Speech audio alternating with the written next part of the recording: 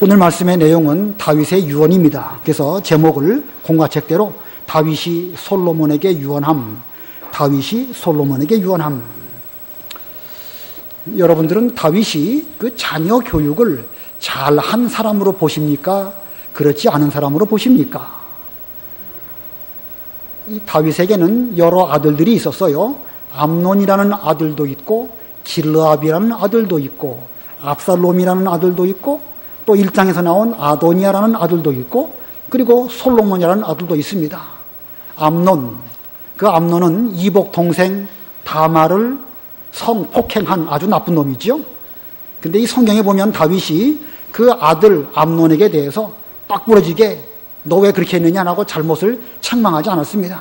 책망하지 않았기 때문에 그 집안에 압살롬이 암논을 죽이는 그런 일이 벌어져요. 또 압살롬이 잘못했을 때에도 다윗이 그를 올바로 다스리지 못했습니다.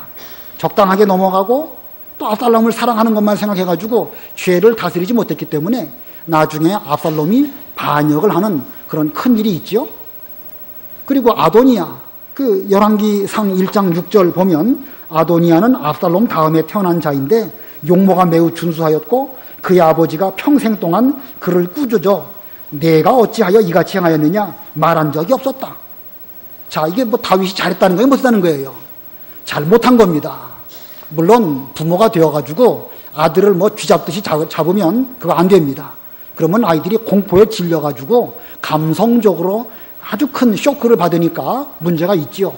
그러나 잘못을 그냥 묻어두게 되면 더 큰 문제를 일으키게 되는 것입니다.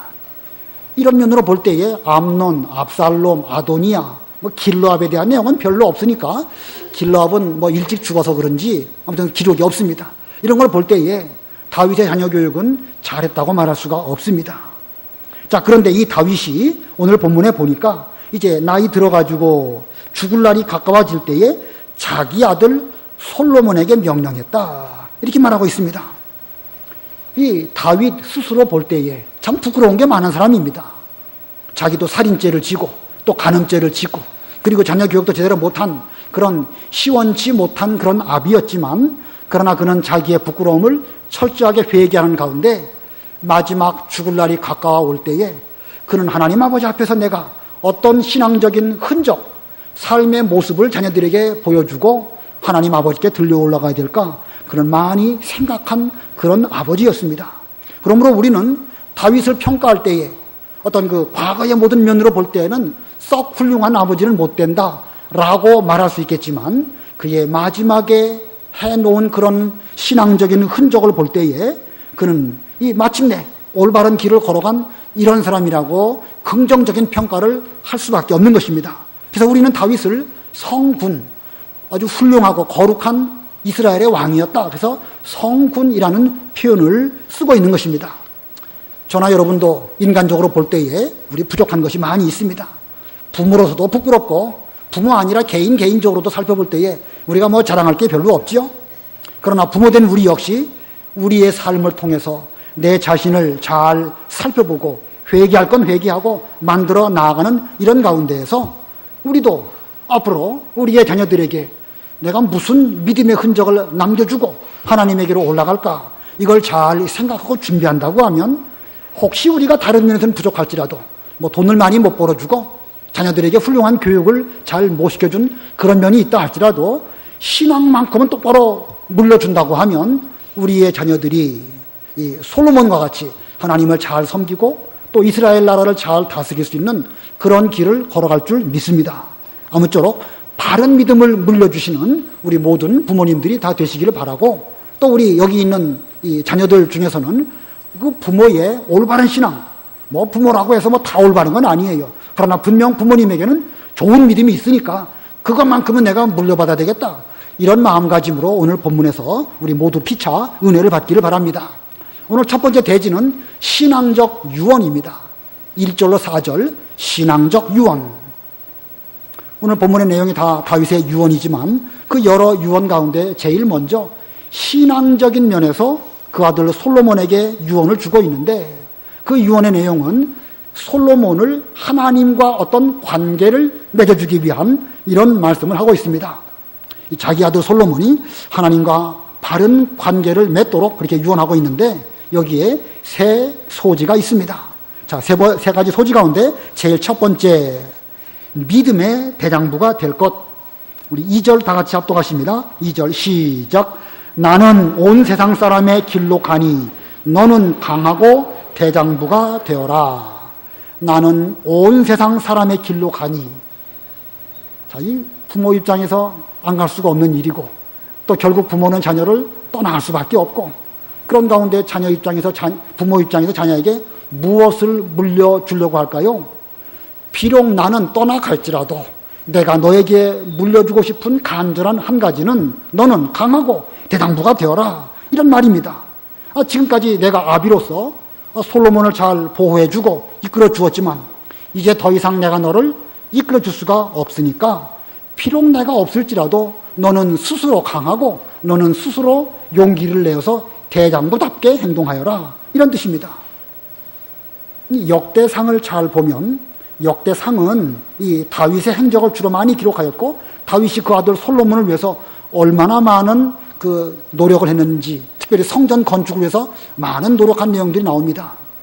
다윗은 말하기를 내 아들 솔로몬은 어리고 하나님을 위하여 지어져야 할 성전은 지극히 장려해야 하리니 내가 무엇을 준비할까? 라고 말하면서 그는 죽기 전에 힘을 다해서 많은 것을 준비했다. 이런 말씀이 있습니다.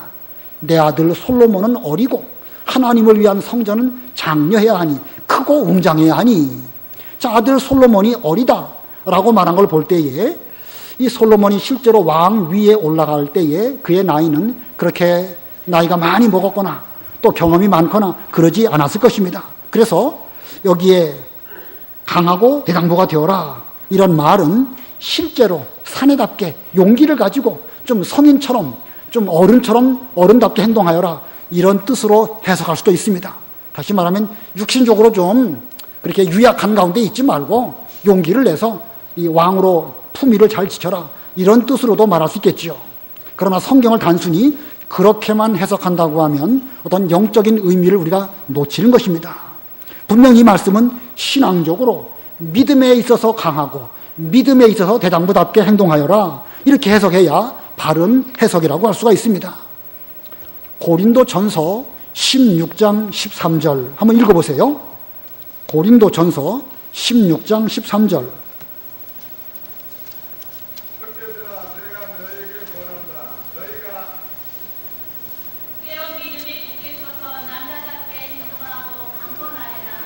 깨어 믿음에 굳게 서서 남자답게 대장부답게 강건하여라. 사도 바울이 고린도 교회 교인들에게 준 말씀입니다. 자, 이 말씀과 오늘 이 열왕기상 2장 2절의 말씀을 비교해 볼 때에 이 믿음에 있어서 강하고 믿음에 있어서 대장부가 되어라 이렇게 다윗이 말한 것입니다. 부모가 그 자녀에게 믿음을 물려주는 것은 가장 귀중한 것을 물려주는 것입니다. 그러므로 다윗은 다른 거 말하기 이전에 신앙적으로 믿음에 있어서 강하고 믿음에 있어서 대장부가 되어라 라고 말한 것은 이 다윗이라는 그 사람의 인격으로 볼 때에 지극히 당연한 것입니다. 무슨 다윗이 그 아들 솔로몬에게 앞으로 이제 성인답게 대장부답게 힘써서 용기도 내고 이런 육신적인 면으로 말한 것이 분명 아닙니다. 너는 믿음에서 강하고 믿음에서 대장부답게 행동하여라 이렇게 말한 것입니다. 여러분들이 만약에 여러분의 자녀에게 가장 중요한 거 딱 한 가지만 유언하십시오 라고 말하면 뭘 말씀하시겠습니까? 저도 부모고 여러분도 부모님들이신데 다 같이 마찬가지 아니겠습니까? 우리 자녀들이 혹시 다른 거는 몰라도 믿음만큼은 똑바로 해서 하나님의 보호를 받는 이런 자녀가 되기를 바라는 것은 믿음을 갖고 있는 하나님을 섬기는 부모로서 다 똑같은 마음일 것입니다. 그런데 이 세상에서 자녀에게 믿음을 물려주는 것만큼 어려운 일은 어디에 있겠습니까? 최고로 힘든 것이 믿음을 물려주는 것입니다. 그러고 보면 다윗도 그 솔로몬에게 믿음을 물려주는데 이거 달리 그도 뾰족한 방법이 없어요. 뾰족한 방법이 없으니까 이제 그가 여기 죽을 날이 가까워질 때에 그 아들 솔로몬에게 명령하기를 나는 온 세상 사람들이 가는 그 길로 가지만 너는 더욱 강하고 믿음에 있어서 대장부가 되어라 이렇게 말한 것입니다. 자, 우리 역시도 자녀들에게 믿음을 물려주기를 원하지만 달리 어떻게 할 수가 있나요? 믿음이라는 게 우리가 뭐 무슨 물건 주듯이 줄 수 있는 것도 아니고 성경 말씀대로 믿음은 하나님의 선물이라고 했으니까 하나님의 뜻 안에서 부모로서 최선을 다할 뿐입니다. 최선을 다하는 것이 무엇이냐? 죽기 직전에 하나님 아버지 앞에서 하나님을 의지하고 비록 나는 죽어서 세상 사람들이 가는 길로 가지만 앞으로 내가 간절히 바라는 것은 너는 반드시 믿음에 있어서 강하고 믿음의 대장부가 되라.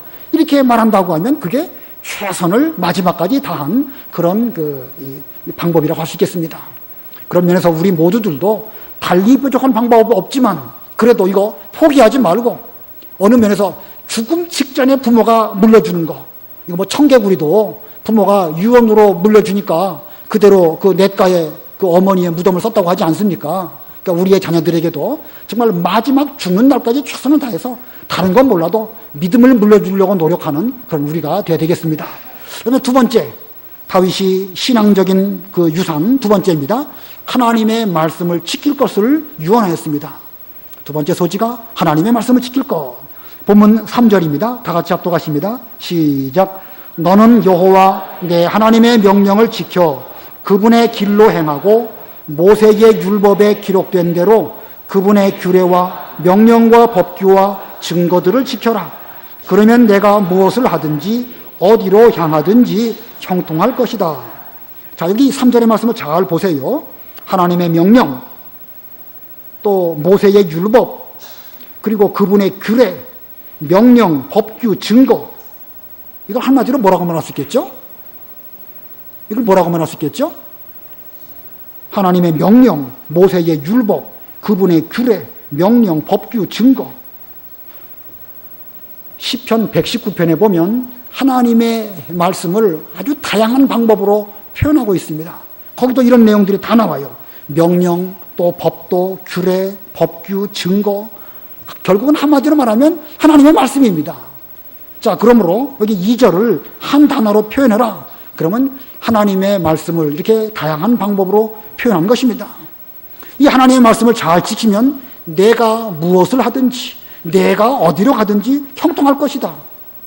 자, 이 말씀, 이것은 이 다윗이 솔로몬에게 준 유언이기도 하지만 그 모세가 죽은 뒤에 하나님께서 여호수아에게 주신 말씀이기도 합니다. 여호수아 1장 7절로 9절. 여호수아 1장 7절로 9절. 읽어보세요.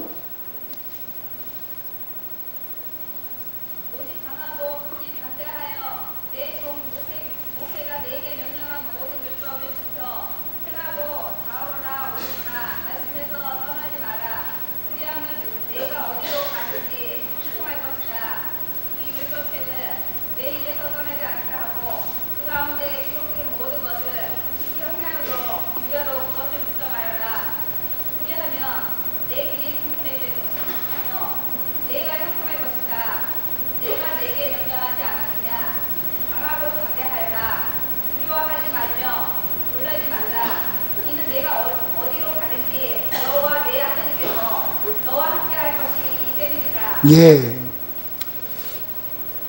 우리 전도사님들이 여기 계실 때에는 마이크를 잡고 이제 읽도록 했는데, 그때에는 여러분 중에서도 빨리 찾으면 읽는 것이고, 우리 전도사님들이 먼저 찾으면 읽는 것입니다. 제가 수요일날 이미 광고를 드렸는데 다시 한번 말씀드립니다.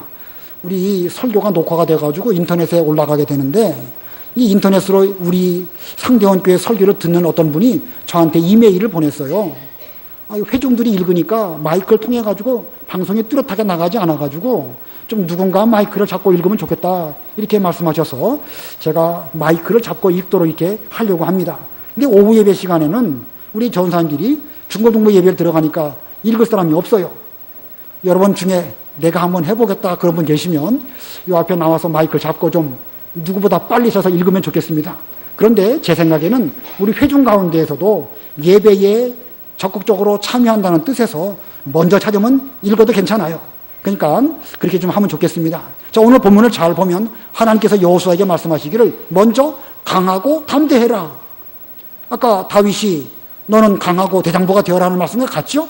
그 다음에 하나님께서 여호수아에게 주신 말씀이, 그 다음에는 모세를 통하여 주신 그 율법을 좌로나 우로나 치우치지 말고 그것을 내 입에서 떠나지 않도록 하면 내가 어디를 가든지 하나님으로 말미암아 형통할 것이다, 이렇게 이렇게 말씀하셨습니다.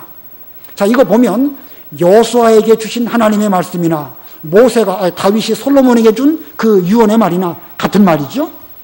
자, 이거 보면 믿음의 세계는 다 같은 거예요. 원리가 같은 것입니다. 먼저 믿음을 가지고 그 믿음 다음에는 이 말씀대로 지키는 것입니다. 말씀을 잘 지키면 어디로 가든지 무엇을 하든지 형통하고 하나님께서 인도해 주신다는 것입니다. 자, 이것은 만고불변의 원리인 것입니다. 사람이 말씀을 따라가면 어디를 가든지 만사 형통하는 것입니다. 왜 그럴까요? 근데 왜 사람이 말씀을 지키면 어디 가서 무엇을 하든지 만사 형통할까? 사람이 하나님의 말씀 하나를 위해서 생명 걸고 믿음을 지킨다고 하면 그 사람은 먼저 하나님이 인정하시고 붙들어 주십니다. 그런데 하나님께 인정을 받으면 사람들도 다 아는 거예요. 처음에는 잘 모를지 몰라도 얼마 지나면 이 사람이 이렇게 철저하게 하나님 앞에서 올바로 생활하려고 하는 걸 보니까 정말 믿음직한 사람이다 라고 생각해서 사람들은 그와 거래하려고 하고 그를 또 자기 직원으로 쓰려고 하고 믿고 피차 맡기는 이런 신뢰관계가 형성되어지기 때문에 결국은 만사 형통한 길이 열리게 되는 것입니다. 그러므로 우리들도 먼저는 믿음을 자녀들에게 줘야 되겠지만 그 다음은 하나님의 말씀, 이 말씀을 끝까지 잘 지켜서 어디 가서 무엇을 하든지 말씀으로 말미암아 형통하고 잘 되는 이런 사람이 되거라, 이렇게 우리도 유언해야 될 것입니다. 그 다음에 세 번째 신앙적인 유산, 이게 무엇인지 먼저 한번 본문을 읽고 그 본문 가운데 무엇을 말하고 있는지 한번 생각해 보려고 합니다. 4절, 우리 다 같이 합독하십니다. 4절 읽으면서 다윗이 지금 무엇을 말하고 있는가? 4절 시작. 여호와께서 내게 말씀하시기를 만일 내 자손들이 자기 길에 주의하여 마음을 다하고 목숨을 다하여 내 앞에서 진실이 행하면 이스라엘의 보좌를 이을 사람이 내게서 끊어지지 않을 것이다 라고 하신 말씀을 이루실 것이다. 자, 만일 내 자손이 이 하나님의 말씀을 잘 지키고 마음을 다하고 목숨을 다하여 섬긴다고 하면 이스라엘의 왕 위의 보좌를 이을 사람이 다윗 내게서부터 끊어지지 않을 것이다 라고 하신 말씀을 하나님께서 다윗에게 하셨습니다. 그리고 다윗은 그 말을 오늘 이 4절에서 하나님의 말씀을 그대로 인용해서 솔로몬에게 지금 주고 있는 것입니다. 자, 지금 다윗은 솔로몬에게 무엇을 유언으로 물려주고 있는 것이라고 볼 수 있죠? 한마디로 말한다고 하면, 예?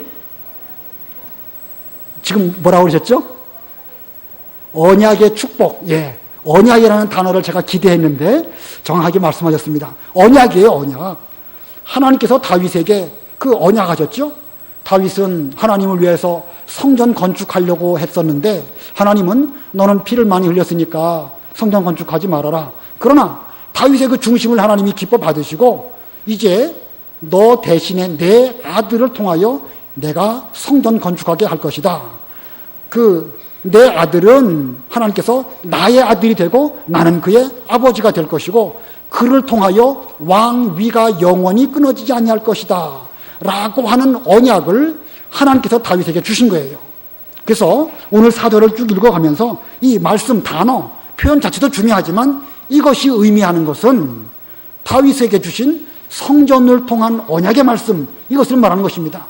그러므로 이 세 번째 그 신앙유언의 세 번째는 하나님과 맺은 언약을 기억할 것을 말해준 것입니다. 무엇을 줬다고요? 하나님과 맺은 언약을 좀 기억해라. 그래서 다윗도 그 언약에 참여했지만 내 아들 솔로몬 너도 이제 그 언약에 참여하였으니까 너 역시도 그 언약을 기억하면서 여기 하나님을 섬길 때에 마음을 다하고 목숨을 다하여 하나님 앞에 진실히 행한다고 하면 솔로몬 너 이후에 왕위를 이을 여러 왕들이 끊어지지 아니하고 결국 이 왕위가 장차 오실 그리스도로 말미암아 영원하게 될 것이다 라고 하는 소중한 언약을 이 솔로몬에게 준 것입니다. 자, 이게 얼마나 중요한 것입니까?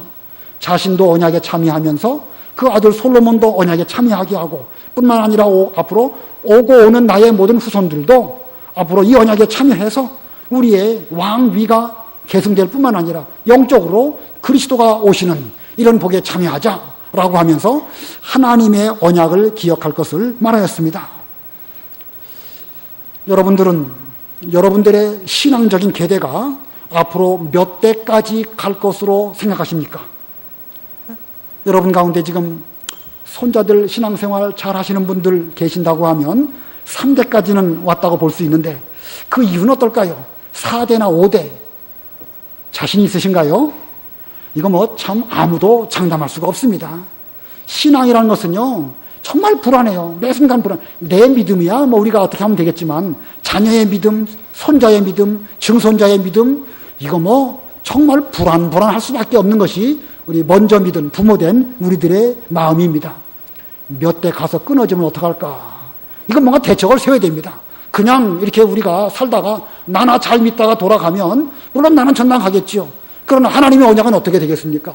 하나님의 언약을 계승하려고 노력하는 이런 것이 있어야 그게 올바른 성도라고 볼 수가 있겠죠. 다윗의 믿음이 그런 것이니까 우리들도 이 언약의 계대가 이어지는 이 면에 좀 많이 생각하고 좀 다윗처럼 죽을 날이 가까워졌을 때 그것을 유언하는 이런 우리가 되어야 할 것입니다. 이 조선시대에도 보니까 그 명문가 그 선조들은 그 후손들에게 아주 요긴한 것을 이렇게 잘 물려줘가지고 어느 집안 같은 경우는 대대로 뭐 유성룡이라는 사람이 있죠. 그 집안은 뭐 몇 대 안에서 벼슬한 사람이 뭐 몇십 명 나오고 뭐 이런 게 있더라고요. 근데 그런 사람들의 그 유언을 보면 책을 많이 읽어라. 적선을 많이 하여라. 그러니까 그 다른 사람을 해롭게 하지 말고 선을 많이 쌓아라. 이런 것들을 또 유언했더라고요. 또 정약용 같은 사람은요. 너희들은 결코 서울 떠나지 말고 이 서울 도성 안에서 생활해라. 지금 우리로 말한다고 하면 강남에 살아야 좋은 어떤 그 인간적인 관계를 맺게 되고 그래야 벼슬길이 잘 열리니까 그렇게 해라. 이런 유언을 하기도 했더라고요. 근데 그런 것들을 보면 상당히 효과가 있음을 거의 통계적으로 알 수가 있어요. 자, 이런 거 볼 때에 우리는 조선시대에 양반만 못하다고 하면 우리가 문제가 있겠죠? 우리도 뭐 양반 상놈은 아니지만 신앙적인 면에 있어서는 신앙의 명문가를 우리가 이루기 위해서는 반드시 우리의 신앙을 우리의 3대, 5대 앞으로 계속해서 뭔가 좀 대책을 세우는 이런 우리가 되어야 되지 않을까 생각이 듭니다. 대책이 뭘까? 뭐 저도 뭐 뾰족한 대책이 있는 건 아니에요. 아무튼 한번 생각해 보자는 거예요. 대책이 뭘까? 저는 전에부터 한 가지 대책 세우는 게 있어요. 저는 우리 아들들의 돌림자가 영자입니다.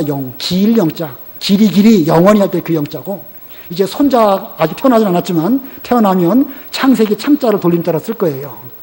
그 다음에 태어나면 또 뭐겠죠? 그 다음 때 이 출애굽기 출자를 써야 되겠는데 우리 아들이 그 출자는 좀 이상하다는 거예요. 김양철 지사님 죄송해요. 우리 아들이 그러더라고. 그래 그럼 출자는 싫다고 하면 그 건너뛰어서 뭐 레위기 레자는 그건 히브리 말이니까 좀 건너뛰고 뭐 민수기 민자 좋고 신명기 신자 좋고 뭐 그러면 어떨까 이렇게 생각하고 있어요. 좋은 방법이죠. 근데 또 가만히 생각해 보면은요 딸이 태어나서 박씨 가문이 끊어지면 어떡할까 그런 생각도 들더라고요. 아무튼 저는요 많이 생각하고 있고 제가 죽을 날 되면 이 유언을 글로 남기려고요. 책으로 남겨가지고 딸도 괜찮다. 그러나 반드시 창세기 출애굽기, 레위기, 민수기, 신명기 이와 같이 그 돌림자로 쭉 내려가가지고 뭐 성씨는 틀린다 할지라도 반드시 신앙적인 계대는 이어져야 될 것이다. 이렇게 좀 유언을 하려고 생각하고 있어요. 괜찮지요? 여러분도 그렇게 한번 해보세요. 어떤 우리가 연구를 많이 하면 아무튼 이 다른 거는 몰라도 신앙적인 그 계대는 반드시 우리 후손들에게 남겨주는 그런 선조, 믿음의 선조 되시기를 바랍니다. 자, 오늘 다윗이 신앙적인 유언했는데 그 중에 첫 번째는 믿음의 뭐가 되라? 대장부가 되고 두 번째는요, 하나님의 말씀을 지킬 것. 그러면 어디를 가든지 형통하고 무엇을 하든지 잘 될 것이다. 세 번째는 하나님의 무엇을 기억하고 언약을 기억하고. 자, 두 번째 되지. 아까 첫 번째는 신앙적인 유언인데 두 번째 유언은요, 정치적 유언입니다. 정치적 유언. 근데 정치적 유언을 한마디로 말한다고 하면 불의한 자와 선한 자를 다스릴 것. 예, 불의한 자와 선한 자를 다스릴 것.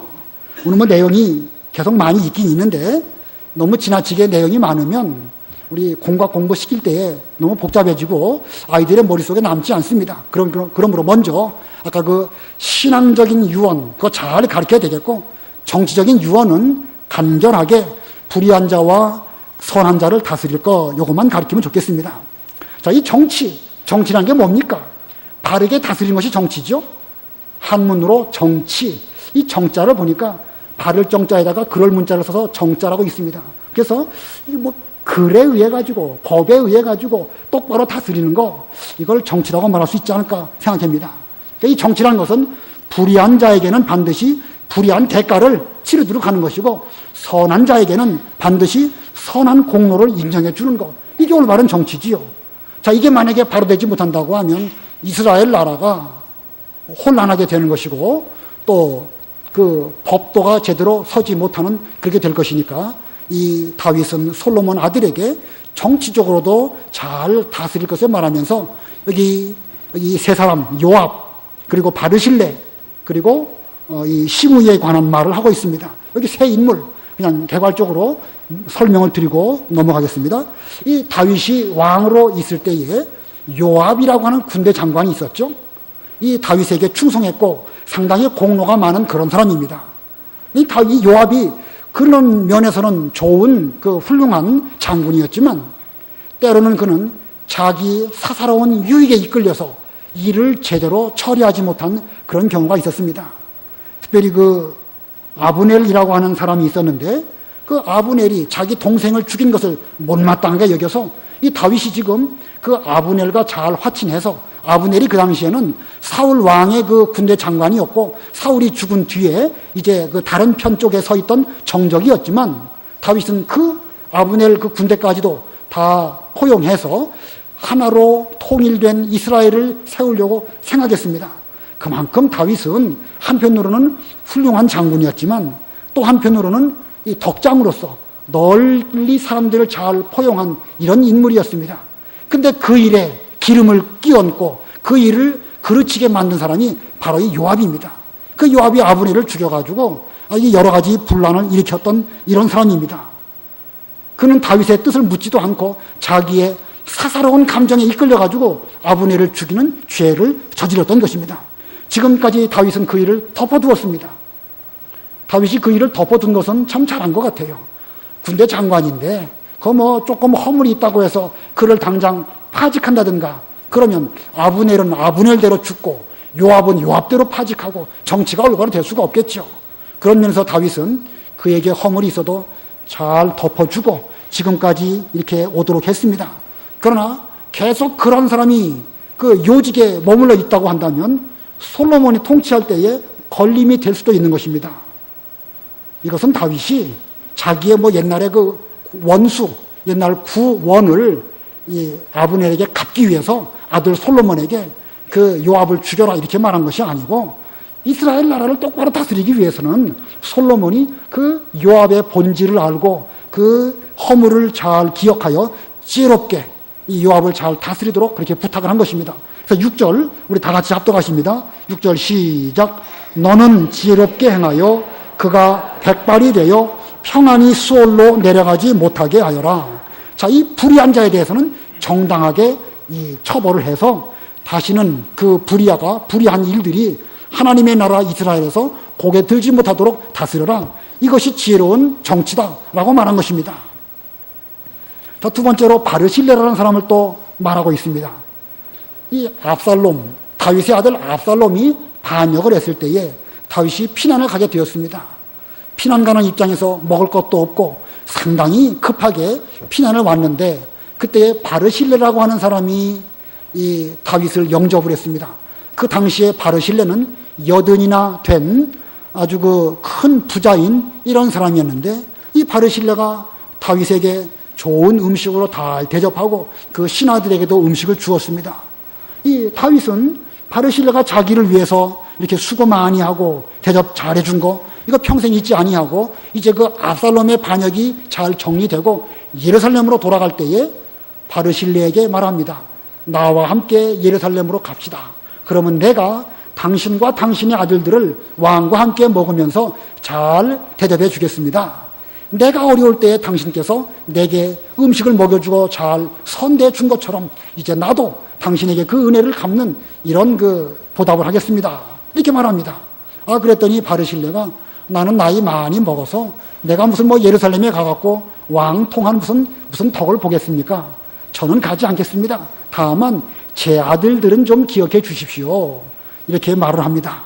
자, 이거 보면 이 바르실레라는 사람의 인품도 훌륭하고 또 그 과거의 은혜를 잊어버리지 않고 갚으려고 노력한 다윗의 인품도 훌륭하지 않습니까?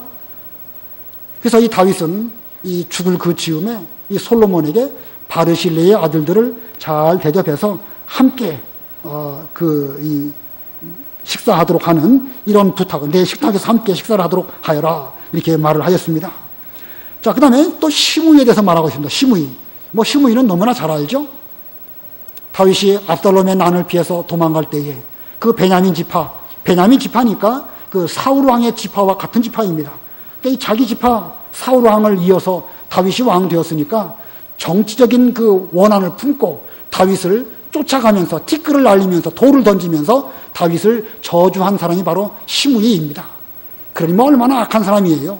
하나님의 뜻을 생각하지도 않고 그 사울 왕이 잘못한 정치는 생각하지도 않고 다윗에 대해서 그렇게 악담을 하는, 저주하는 이런 사람이 시므이입니다. 다윗 곁에는 비록 그가 피난을 가는 가운데 있었지만 그에게는 훌륭한 장군들이 많이 있었습니다. 어떤 장군이 제가 가서 저 시므이를 죽일까요? 다윗이 그때에 가지 말아라. 저가 나를 저주하는 것은 하나님의 뜻이다. 하나님이 허락하셨기 때문에 저가 나를 저주하는 것이니까 나는 그 저주를 받아 마땅한 사람이다. 그를 그냥 두어라. 이렇게 말하고 그 저주를 다 감내하고 이제 피난을 갑니다. 피난 갔다가 이제 또 다시 이 압살롬의 난이 잘 정리되고 그가 예루살렘으로 돌아가게 되었는데 시므이가 또 다시 찾아옵니다. 그래서 엎드리면서 이 종의 죄를 용서해 주십시오. 제가 앞뒤도 살피지 못하고 그렇게 말 잘못했습니다. 그때 다윗이 뭐라고 하냐면 오늘같이 기쁜 날 어떻게 다시 피를 흘리게 했느냐 하면서 시므이의 죄를 또 용서해 줍니다. 어떻게 보면 다윗이 바보 같기도 하지만 그의 말에 의미가 있죠. 하나님께서 은혜를 베풀어 주셔가지고 이스라엘에게 이렇게 화평한 날을 주셨는데 옛날 원수 생각하면서 시므이 잡아 죽이고 또 누구 잡아 죽이고 그런다고 하면 다시 또 나라가 복잡한 일에 휩싸이게 될 것이니까 시므이의 죄를 잘 용서하고 덮어둔 것입니다. 자, 이 시므이라는 사람은 시류에 따라서 간교하게 이렇게 말하고 저렇게 말하고 요리 피하고 저리 피하면서 살 길을 찾아가는 그런 악한 사람입니다. 자, 그런데 이 다윗은 이 시므이의 죄를 기억한 거예요.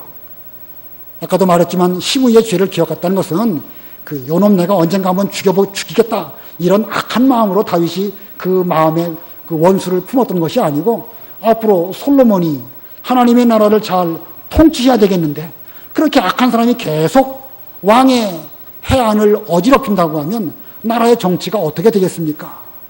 그래서 다윗은 이 아들 솔로몬에게 그 시므이가 나에게 어떻게 했는지 너는 잘 알 것이다.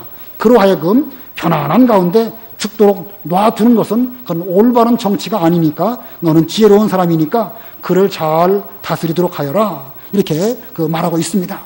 자, 이렇게 이 솔로몬에게 선한 자에게는 선한 보응으로 악한 자에게는 악한 대로 반드시 죄의 대가를 치르도록 이렇게 정치적인 유언을 한 것입니다. 이게 올바른 정치예요. 세상 정치, 우리 사람은 정치적인 동물이라고 하죠. 정치를 안 할 수가 없는 겁니다. 근데 저는 개인적으로는요, 이 너무너무 정치적인 인간 정말 싫어요.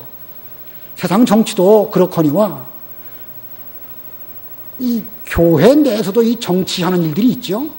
우리 교회가 그렇다는 게 아니고 이 교회 내에도 사람들이 많이 있고 또 사람들이 많이 있다 보니까 그 중에는 여러 가지 또 무슨 이 교단을 책임지는 어떤 그 자리도 있고 그러다 보니까 복잡한 일들이 이 믿음의 세계도 있습니다. 이런 정치를 똑바로 잘해야 되는 것입니다. 선한 사람에게는 선한 대로 우리가 잘 지지하고 악한 사람이 악한 대로 하나님의 일들을 어지럽히게 될 때에 우리는 거기에 휩싸이지 않는 그런 분별력을 갖고 있는 사람, 이런 사람이 솔로몬 같은 사람이고 그런 해안을 가지고 자녀들에게 잘 일깨워주는 것이 다윗과 같은 사람이라고 할 수 있는 것입니다. 아무쪼록 우리 교회 내에 혼란스러운 일이 없도록 하기 위해서는 올바른 정치를 해야 될 것입니다. 우리도 이 신앙적인 정치, 믿음의 정치, 우리가 이것을 잘해야 되겠는데 그렇다고 해서 그 어떤 그 죄 혹은 잘한 거 건건이 들춰내가지고 그걸 징악상보를 하면 오히려 복잡할 수가 있습니다. 다윗이 자기가 다스릴 때 얼마 동안은 덮어둘 것은 덮어주고 용서할 것은 용서했습니다. 그러나 그 사실을 아들 솔로몬에게 잘 일깨워주면서 솔로몬이 정치를 잘하도록 말해준 것은 이 아비로서 정말로 잘한 것입니다. 왜냐하면 그런 복잡한 일들이 반복되지 않도록 하기 위해서 그런 것입니다. 그 불씨가 재로 싹 덮여지게 되면 그 불씨가 속에 있긴 있어도 사람들이 잘 모르지요. 그걸 그냥 그대로 두면은요, 바람이 불거나 어떤 평지 풍파가 일어날 때에 이 뜻하지 않은 큰 문제가 있을 수가 있는 것입니다. 그러므로 우리 이 교회 내에서나 여러 가지 면에서 올바른 정치를 잘 하도록 우리도 분별력을 갖고 우리의 자녀들에게도 깨닫도록 하는 것은 중요한 것입니다. 오늘 이 다윗의 정치적인 유언 잘 기억하시고 우리도 그렇게 지혜를 얻어야 될 것입니다. 자, 그 다음에 이 세 번째 대지라고 해야 될까? 이 유언의 결과입니다. 이 유언의 결과는 이 다윗의 죽음 이후에 솔로몬이 통치를 잘한 것입니다. 그래서 이거 세 번째 대지로 하기는 그렇고 다윗의 죽음과 솔로몬의 통치 10절로 12절입니다. 이 다윗은 적절히 유언을 잘하고 죽어서 하나님의 나라로 가게 되었습니다. 그가 적절한 시점에 유언을 잘했다. 이거 때를 놓치지 않은 거, 이거 중요한 것입니다. 그랬더니 12절 보니까 솔로몬이 그의 아버지 다윗의 보좌에 앉게 되니 그의 왕권이 매우 견고해졌다. 물론 솔로몬 자신이 지혜롭게 정치를 잘하고 믿음을 지켰기 때문에 견고한 나라가 된 것도 맞고, 또 그 이전에 다윗 왕이 그 아들을 위해서 수고 많이 하고 노력을 많이 하고 신앙적으로 일깨워 주었기 때문에 그 은택으로 그 아들 솔로몬의 때에 왕권이 더욱 견고하게 된 것입니다. 이걸 볼 때에 이 다윗의 신앙적인 유산이 얼마나 중요한지 알 수가 있죠.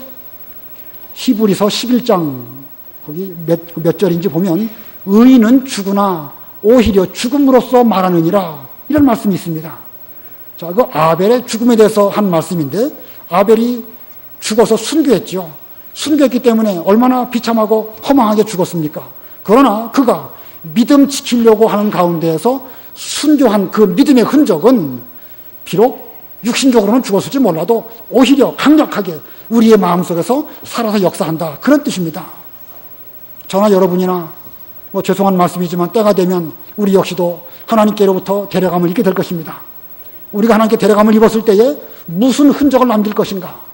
우리도 믿음으로 의인으로 살다가 죽었을 때에 오히려 믿음으로써 이 웅변으로 말하는 그런 믿음의 사람이 된다고 하면 정말로 멋있게 살다가 천당에 간 그런 사람이라고 말할 수 있을 것입니다. 우리 모두 그렇게 되기를 바랍니다.